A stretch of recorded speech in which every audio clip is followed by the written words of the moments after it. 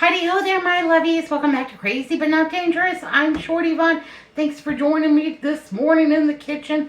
It's about 5 minutes to 5, and I'm bright-eyed and bushy-tailed today, getting a jump start on today because I got kind of a busy one planned.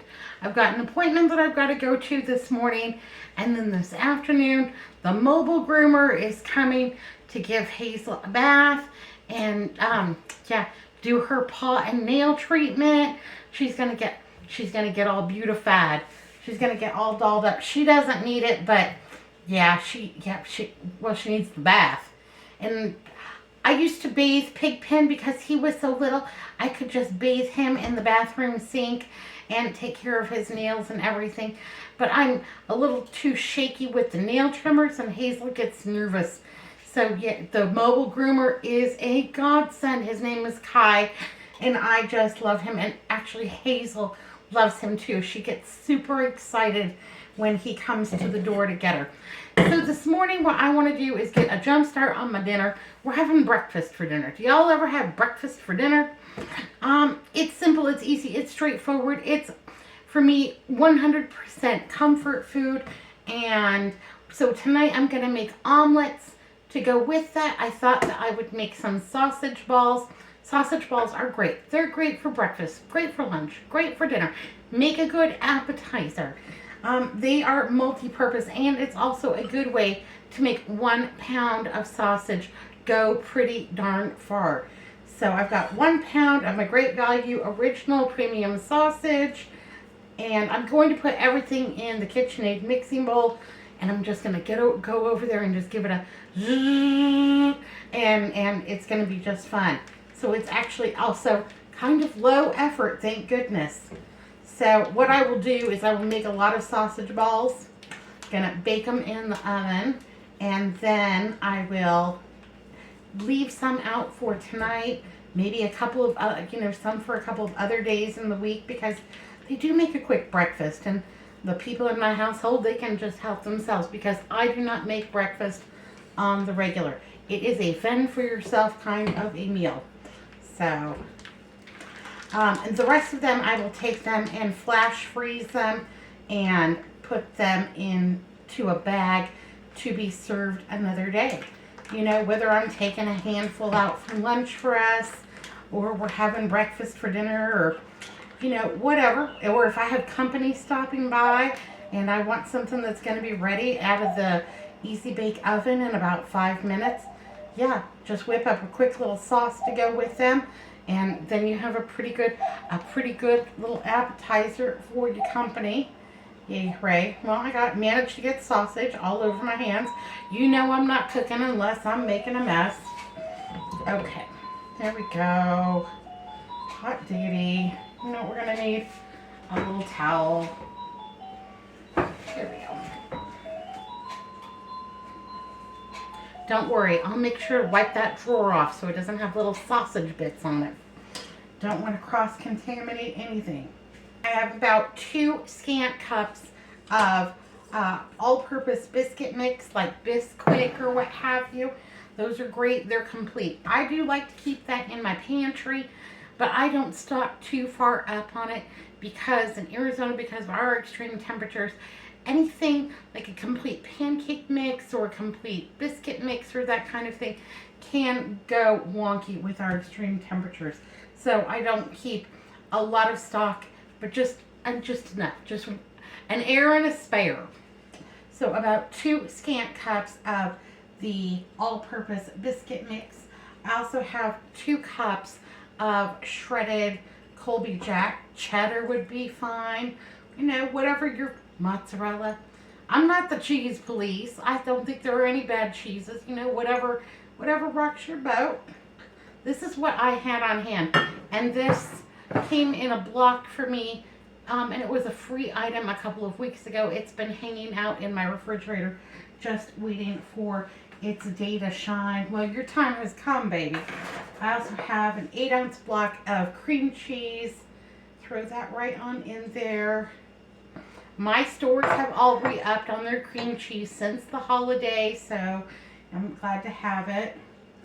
In my food processor, very finely, I have chopped up celery, onion, and bell pepper. All I had was an orange bell pepper, and so got that. And I'm going to take about 1/2 cup of this mixture and go ahead and put that right on in there. I'm going to save the rest for another recipe that I'm doing later in the week, where I will need that trinity, the bell pepper, the celery, the onions, all those good things.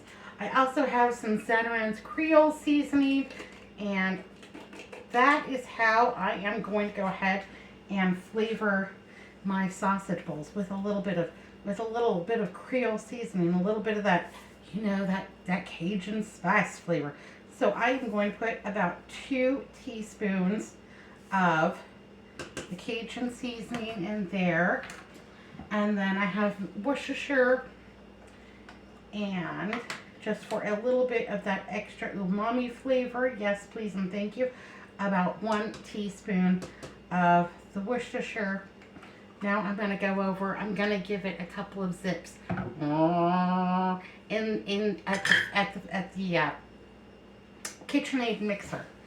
I'm going to look at it really well, and if it looks dry, if it looks crumbly, then I'm going to add up to 1/4 cup milk until it looks like the consistency of really good meatballs. Almost forgot my paddle. Once this all came together and formed a relatively large dough ball, I felt like I was done. I did need the 1/4 cup of milk to bring that all together, and now we're ready to get started on making my balls, my sausage balls. I think that meatballs, sausage balls, meatloaf, they're all good go-to recipes for stretching out a pound of meat or so. Because you're adding the bread or the baking mixture. If you didn't have all-purpose baking mixture like Bisquick or what have you, I think that you could just add breadcrumbs. I think that you could just add, bread or biscuits or whatever you have sitting around. Got a little bowl of water, and I just kind of want to wet my hands a little bit, and that will help me in making these balls. And I'm just eyeballing it. If you wanted to have perfectly similar sausage balls, by all means use a cookie scoop. I got out a spoon just in case that was something that I wanted to do, but I don't mind. It's not bothering me any. I'm making these relatively about 1 large tablespoon, and that's going to be just fine for us. This recipe is supposed to make 54, so we'll see if I get 54 out of it. What's new and exciting with you? Tell me down below. That's a question I ask everybody. When I'm at a store, when I'm checking in at the doctor's office, how are you? Well, I'm fine. Instead of just asking, how are you back? I like to ask people, what's fun and exciting? What's new and exciting with you? And it gets you a look. People have to think about it for a second. It's more than just, I'm fine, thank you. How are you? Fine, fine. Maybe that person's not fine. Or maybe that person's having an exceptional day. Or maybe that person just needs a minute to think, to count up your blessings. What's new and exciting? Maybe you've got a new grandkid. Or maybe, you're moved into a new house. Or, maybe you got a really good parking spot today. That could be exciting.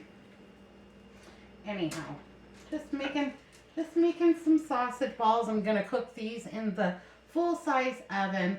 I have found, for me, that baking in the Easy Bake Oven is challenging. I don't always get it right. You don't have to leave a lot of room on here for expansion.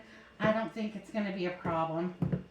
I don't think that they're going to puff up too much, but they should be delicious and cheesy and just a little bit of fabulous. So I'm looking forward to those. What else is new? What else is new with me? Got a new puzzle in the mail yesterday. When I get my hands all cleaned up, I'll show you the puzzle that we're going to be working on. And ooh, that candle I got at Walmart smells fantastic. That was a good deal. I enjoyed that. That was well worth $3.95. And there we go. Trying to get my house back in order from being sick. Melissa and Andrew, they are great about helping out around the house, but they are not, yeah, they're not inclined to do a bunch of housework. What needs to be done? Dishes, laundry, trash, that kind of thing. But, all of the little things that, I do, the dusting, the organizing, yada, yada, yada, all the little things. Neither one of them is that interested in it. Melissa really is not, yeah, she really does not like to, she likes everything neat and tidy, but she's not nearly as fastidious as I am about the housework. And that just goes back to being, obsessive compulsive. For me, it is the cleaning. Now, that does not mean that my house is spotless, but it means that I do spend a fair amount of time obsessing about certain things and making sure that they are just right. And I'm trying to get better. I'm trying to let some of those things go. Someone in the comments wanted to know, I keep talking about the danger zone. What is the danger zone? Well, when you work in food service, you're doing everything that you can to avoid the danger zone. And the danger zone is that range in temperature between, anything above that 40-degree mark. You want to prevent your cold refrigerated items from going above that 40-degree mark. That's when bacteria and what have you can start to grow. And that's no bueno. Yeah. Gotta prevent E. coli, salmonella, trichinosis, Ebola. I don't want any of them. So yeah, I try to keep my cold items outside of that 40-degree range and keep them nice and cold in my refrigerator. And when you work in food service, you get used to, when you walk through the door after you clock in, the first thing that you usually do is grab your clipboard and start checking your temperatures, usually as you're walking towards the kitchen. So you'll check what temperature your refrigerator is at, what temperature your freezers are at, yada, yada, yada. You note them down on your clipboard and then sign off on it for your shift, making sure that you are checking your temperatures, that you are serving the best and, freshest food. And so it's just something that I do naturally. And even here at the house, in my refrigerators and freezers, I have thermometers, and I'm just always, AM and PM, checking my temps, making sure everything's all right. Now, I had a situation a couple of months ago where my freezer got unplugged from the wall. And this is something where I store, all of my bargain meats. My bargain meats that I've worked so hard for. Anyhow, it got unplugged from the wall, and I was doing my PM checks. Oh my goodness. I opened it up. It had not reached the danger zone yet. We were coming up on like 36 degrees, and everything was still frozen solid. So I checked it just in the nick of time and plugged that freezer back in, got everything back into, around 16 degrees. That's where my freezers usually stay. And so, yeah, I avoided catastrophe because there's probably at least $500 or $600 in those freezers, and it would be a shame to lose all of my bargains. That's also why I don't like an upright freezer, is because that door, if you're not getting it just right, and or you shove too much stuff in there, and that pops open, your items can really start to, go wonky on the ASAP. So, yeah, for me, I like a chest freezer, even though I worry slightly because I have to crawl inside of it to get the stuff at the bottom, and I worry that I will fall in, that the lid will close, and I won't be able to get out, even though it has all of the, safety, 21st century safety devices. It doesn't have a lock on it. I could easily pop it back open, but I do kind of sometimes worry about falling in there and getting locked in the freezer and freezing to death. It won't happen, but yeah. But I did fall in my trunk one time. So a long, long time ago in a galaxy far, far away, I was driving this big Buick, and it was before they had the internal, you know, latch where if you get locked in the trunk, you can pull the little yellow latch and let yourself in. Anyhow, it was a windy day, and I had been grocery shopping, and one of my cans rolled to the very back of the trunk. This was a huge trunk. Like, you could put 3 dead bodies in this kind of a trunk. Anyhow, I got inside, leaned forward to try to get my canned good out from the very back of the trunk. The wind was blowing really hard, and it slammed the trunk lid shut, and I was trapped in the in the trunk of the car. Lucky for me that my mailman saw the whole thing happen from the other side of the street, and he came over and rescued me from the trunk. So, I mean, I avoided a disaster. And from then on, I do not care if I lose my 79-cent can of peas. I'm not getting in the back of any trunk to grab that can. It's not worth it. I will wait for a taller person. Yeah, I always manage to get myself in just a little bit of a jam and a little bit of pickle. So far, you know, no harm done, no foul. But yeah, that could have really been a disaster. It wasn't particularly hot that day, but any time spent in the trunk of a car is no good. No good. All right. So we have got a lot of this. We only have a little bit left, but I am running out of room on my baking sheet. So I'm going to have to get another baking sheet ready. And while I do that, I'm also going to go ahead and put this in the refrigerator just as it is. I made some room, cleared off a shelf, kind of stacked some things on top of each other so that I could get this in the refrigerator. I want to put this in the refrigerator to set up for about 10-15 minutes. Gonna wash my hands. I thought I would be able to get them all onto this baking sheet, but that's a lot of meatballs. So we've got 4, 8, 16, we have about 44, and I have enough in here for at least 10 or 12 more meatballs. So it is going to make a lot of meatballs. That's a lot of meals. So I am super excited about that.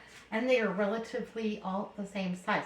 So I'm going to wash my hands up, get this in the refrigerator, get my oven preheated to 375 degrees, and we'll come back and finish this up. Oven's almost preheated. Just got these out of the refrigerator, and they are all roughly the same size. You don't want them to be too different in size because you don't want them to cook all at the same time. So I've also got a piece of parchment laid down here so that I don't have any sticking, and I don't want to struggle. And I don't want to struggle with my cleanup. This is the jigsaw puzzle that I got yesterday.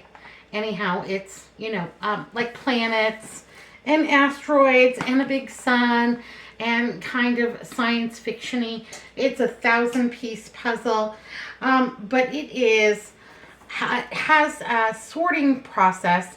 On the back of each piece is a letter that coincides with a grid portion of that puzzle, so it makes it a little bit easier to put together. Maybe I don't really like to use the ABCs on the back to put it together. Andrew does. That he loves that part of it. One of these jigsaw puzzles. I think it's kind of cheating, but you know, whatever gets him involved in something, you know, takes his mind off of, you know, whatever. And we do this to relax. It's one of the things that we do to relax, to kind of decompress from the day. You know, we're all preheated.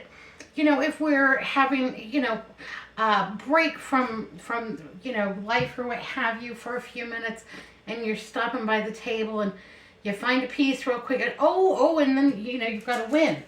Sometimes you just need a win. So this recipe did make 54 of these sausage balls. I'm putting this one in first, and that's about 44 sausage balls. I've got another 10 on another baking sheet, but I can't fit both baking sheets in the top rack of my oven, and the bottom rack cooks really hot. So it'll, these are only going to go for maybe 12 minutes. I'm going to check them with a thermometer and make sure that they are just about 165 degrees. That's the temperature that I like to cook pork to. So I'll check them, make sure they're about 165 degrees. Let them cool off here on the counter, and then I will take them and pop them just as they are into my freezer to flash freeze. And then I will put them all in a big bag, label it sausage balls, and then whenever I need some, I'll have them available and what have you. I'm also going to cook the other 10 that I have on the other baking sheet, and then I will just put those in a bag, put those in the refrigerator to heat tonight, because we're going to have cheese omelets, and those won't even take 15 minutes for me to cook here on the stove. I'll reheat those in the Easy Bake Oven. Our dipping sauce is going to be country peppered gravy, but I'm going to just use a gravy pack that I got. And what else could you use for a sauce? Honey mustard. You could use some sweet chili sauce. That would be delicious. Yeah, what you could do some of that barbecue sauce and grape jelly kind of a thing, and use that. It's kind of like sweet and sour for dipping. The possibilities are endless. And then I thought, well, while I was making these, what else could you do with this? Well, you could make them Southwest. So you could use a half pound of the regular pork sausage, and then also a half pound of chorizo, and you could add a can of green chilies in there and pepper jack cheese. Oh boy, that would be spicy and delicious. I did not get the maple flavored sausage, but you could get the maple flavored sausage, some Vermont white cheddar, and a little bit of thyme and rosemary. And I think that that would be an excellent combination. This is just a jumping off point. Where you go with it from here, baby, that's up to you. Anyhow, about 10 to 12 minutes to cook these through, because they are not very thick. And they are all just about the same size. And if you want to go in there and give your pan a little shimmy, go for it. It'll be fine. Absolutely. I'm cooking mine at about 375 degrees. And I think that that's going to be just fine. Bring it back when they're all done, and I'll show you what we ended up with. Yay, hooray. They just came out of the oven, and they look fantastic. They smell even better. Yay, hooray. So I made 54 meatballs, and I think a serving size is going to be 4 or 5 meatballs per person. So potentially we have up 5 meals, a protein kind of a thing for up to 5 meals with these great delicious sausage balls. Let's take a taste test and see how they did. Okay, well, those are going to be pretty hot. Hope I don't burn my face off. They're cooked all the way through. I did check the internal temperature, and we reached 165 degrees, but they still seem plenty moist and juicy. Yay, hooray. Like I said, these will be great for breakfast, great for lunch, great for dinner, great as an appetizer, little something to pass around at a party. And, I'm going to be making this pack of Pioneer Country Gravy, and this is a 2-cup preparation. So I will actually only use half of this package, save the rest for another day, and that'll be just fine. I'll just label it, clip off the bottom, the back instructions on how to prepare those, and it's 1 cup water and half the pack. It'll be fine.